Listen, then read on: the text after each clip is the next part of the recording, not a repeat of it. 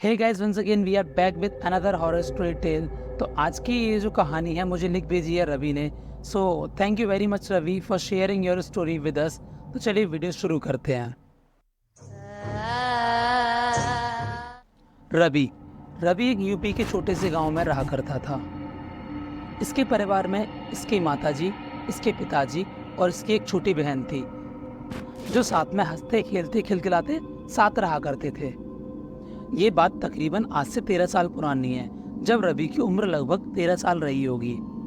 उस वक्त Ravi 7th class में हुआ करता था और इसके जो पिताजी थे वो एक मुर्दाघर में काम किया करते थे और इसकी माताजी जो थी वो घर गृहस्थी के काम संभाला करती थी और रवि की जो छोटी बहन थी वो अपनी माँ के साथ घर पर रहा करती थी।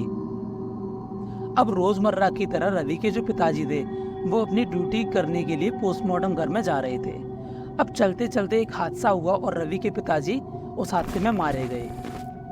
अब इस हादसे के बाद रवि की माताजी जो थी वो पूरी तरीके से टूट चुकी थी और परिवार की सारी जिम्मेदारियां रवि के कंधों पर आ चुकी थी। लेकिन वो कहते हैं ना, समय हर घाव को भर देता है। तो ऐसे ही धीमे धीमे धीमे धीमे रवि ने और रवि की माँ ने जैसे तैसे अपने परिवार को संभाला और आगे बढ़ने लगे। अब इस हादसे के 2-3 साल बाद रवि का ऐसा बताना है कि जब रवि 15-16 साल का हुआ करता था तो वो अक्सर अपने गांव के पास वाले मंदिर पर जाया करता था शाम की आरती अटेंड करने के लिए। वो आरती अक्सर शाम के 7 से 8 बजे के बीच हुआ करती थी।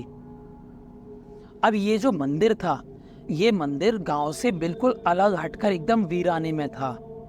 मंदिर के अंदर एक बड़ा सा पीपल का पेड़ था और मंदिर के बाजू में एक सरकारी स्कूल था। अब मंदिर के बाजू में एक सरकारी स्कूल था तो मंदिर के पीछे एक रेलवे ट्रैक भी थी जहाँ से अक्सर रेलगाड़ियाँ निकला करती थी। अब मंदिर के पीछे ये जो रेल की पटरी हुआ करती थी, यहाँ काफ़ी सारे हादसे होते थे। इन हादसों में काफ़ी सारे लोग मारे जाया करते थे। कुछ लोग मारे जाया करते थे तो कुछ लोग सुसाइड कर लिया करते थे। सुसाइड करने के बाद ये जो इनका कटा हुआ शरीर हुआ करता था वो मंदिर पर रखा जाया करता था इनके परिजनों के आने तक। अब ये जो मंदिर था दिन के वक्त तो बच्चों की चहल पहल से भरा रहा करता था, लेकिन शाम होते ही यहाँ एक खामोशी सी छा जाती थी, मानो एकदम सन्नाटा सा। लेकिन गांव की कुछ परंपराओं के अनुसार लोग आरती करने फिर भी यहाँ आया करते थे रात को 7 से 8 बजे के बीच में। अब जो आरती चला करती थी शाम को 7 से 8 बजे के बीच में, तो वह सारे गांव के जितने भी बड़े बूढ़े लोग, बच्चे लोग हुआ करते थे, वो सब आरती अटेंड करने आया करते थे इस मंदिर पर। अब यूजुअली होता क्या है, बच्चों को आरती से तो इतना मतलब नहीं होता। आरतियाँ आधे घंटे की हुआ करती थी, लेकिन बच्चे मंदिर पर लास्ट के 5 मिनट में पहुंचा करते थे, क्योंकि उन्हें आरती से इतना लगाव नहीं था। उन्हें तो प्रसाद चाहिए था, बच्चों को प्रसाद खाना था और वापस से अपने घर चला जाना था। तो यही बच्चों का रूटीन बन चुका था। शाम को आते आरती के 5 मिनट में और अपना प्रसाद लेके अपने घर वापस से चले जाते। अब ये बच्चे हैं तो कहाँ इनका आरती में मन लगने वाला है। इनको तो मंदिर का प्रसाद खाने से मतलब है। प्रसाद लिया, प्रसाद खाया और घर को निकल गए। अब एक शाम क्या होता है, रवि और रवि की छोटी बहन इस मंदिर पर रात को 8 बजे आरती करने के लिए चले जाते हैं। आरती नहीं करनी थी इन्हें तो आरती के बाद मिलने वाला जो प्रसाद था वो खाना था। यूजुअली यही होता है, बच्चों को आरती में कोई इंटरेस्ट नहीं होता। आरती के बाद जो प्रसाद मिलता है बच्चों को उसे खाने में मजे आते हैं। तो ऐसी इन दोनों की विचारधारणा थी कि आरती के बाद जो प्रसाद मिलेगा वो खाएंगे, मस्त मजे से घर चले जाएंगे। तो ये दोनों भी इसी सोच के साथ मंदिर पहुंच जाते हैं। अब ये दोनों आरती कर ही रहे होते हैं, तभी रवि की बहन गीता को मंदिर के बगल वाले सरकारी स्कूल की छत पर कुछ अजीब से लोग दिखते हैं। अजीब से लोग ऐसे मानो जैसे किसी का हाथ नहीं हो तो जैसे किसी का सर कटा हो, और किसी के पैर नहीं हो तो किसी की आंखें नहीं हो। गीता को इस तरीके के लोग दिखाई दे रहे थे और वो लोग गीता को देखते, गीता उनको देखती और वो लोग गीता को बड़ी संदिग्ध निगाहों से देखा करते थे। मतलब मानो जैसे गीता ने ही उनके ये हाथ पैर काटे हों। अब इस तरीके के लोगों को देखकर गीता काफी ज्यादा डर जाती है और वो रवि को बोलती है, भैया यहाँ मुझे कुछ ऐसे ऐसे लोग दिखाई दे रहे हैं। लेकिन रवि को वहाँ कुछ ऐसा दिखाई नहीं दे रहा था। रवि के लिए वहाँ सब कुछ नॉर्मल था। मतलब जैसे नॉर्मल तरीके से लोग आरती करते हैं वो आरती चल रही थी और वहाँ कुछ ऐसा था ही नहीं।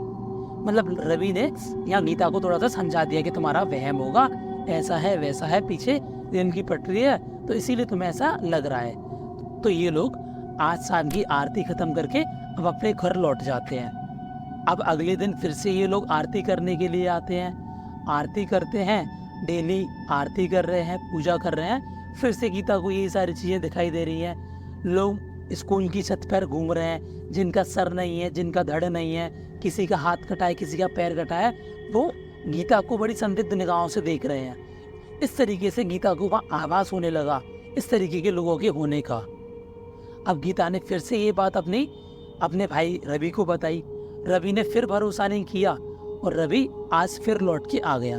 अब ये सारी इंसिडेंट्स होने के बाद रवि ने घर आकर अपनी माँ को बताया, माँ गीता को ऐसे ऐसे मंदिर के बगल वाले स्कूल की छत पर लोग दिखाई देते हैं। इसकी माँ ने पहले तो भरोसा नहीं किया, लेकिन थोड़ा सा और इंसिस्ट करने के बाद इसकी माँ ने मान लिया ऐसा कुछ होता होगा। अब गीता की ये सारी बातें बताने के बाद रवि की माँ गीता को और रवि को समझा देती है कि तुम दोनों मंदिर पे नहीं जाओगे, आज से तुम्हारा मंदिर पे जाना बंद। अब इन्हें प्यार से समझा बुझा के इनकी माँ इन्हें सुला देती है। अब तकरीबन रात के 2-2:30 बजे गीता अचानक से उठती है, चिल्लाती है, रोने लगती है, बिलखने लगती है, अपनी माँ को बोलती है, माँ देखो ये मेरी तरफ आ रहा है, मुझे घूर रहा है, मुझे देख रहा है।